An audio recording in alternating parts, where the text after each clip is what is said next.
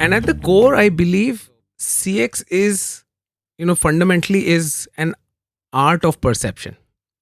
You know, that perception which get builds, through the messaging, let's say the brand does, the interaction, let's say you have with the employees of the brand, the interaction or your interaction with the product or the service itself, or sales process, after sales process. So the whole cumulative effect of all these transactions with employees, platform, product, builds that whole, perception.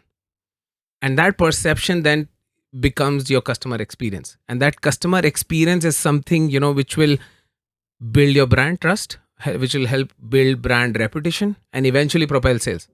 And I feel that's why everybody is now interested in talking about CX. And it's become very important and rather pivotal for a lot of companies as part of their strategy.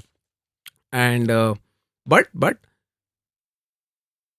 it's not that easy to crack as well, because when we talk about perception, now perception is something which is very, very individualistic. It's how I perceive the world. It's my version of the reality. And that's why you're seeing people arguing, because everybody has their own perception and their view of the reality. So as a brand, if my scale of my, let's say, target audience or TJ is, let's say, 10 million, I'm just putting up a number, I can't go on understanding perception of 10 million people. And that's probably impossible.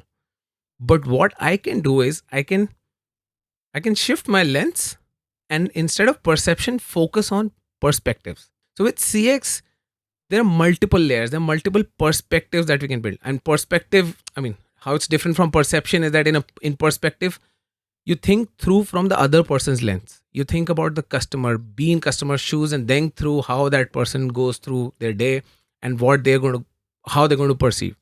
And then building those perspective from a marketing standpoint, from a tech standpoint. When I say tech, it's more about, the whole experience of interacting with the brand. From an analytics standpoint, from even a product standpoint, product owner standpoint, from a founder standpoint, how passionate they are about the whole CX. It's a phrase, customer experience. So that means it has to be from the eyes of customer. That's the key. Hmm. And it has to be sum total of all customer interactions, pre-purchase, during purchase, and post-purchase. Now, historically, the ability to stitch that data together, even at the aggregate, was missing with most organizations. And what has happened in the journey from 2007 till date, one could argue, now we have the ability to stitch that journey together, at least at the cohort level, if not at the user level. Which means if we did a branding campaign, we know of the customer segments we targeted, what were the outcomes on the brand side, on the brand awareness, on the brand consideration, etc. Similarly, if we followed it up with another market activation campaign, how did that funnel look like in aggregate, from creating an awareness to creating an intent and down to taking action? That has been, in my mind, has been a good piece to watch out for. Having said that, there are still cases where you would find this breaking. And the reason it breaks is because you have organization silos where there is no single owner for customer experience per se in most companies. Correct.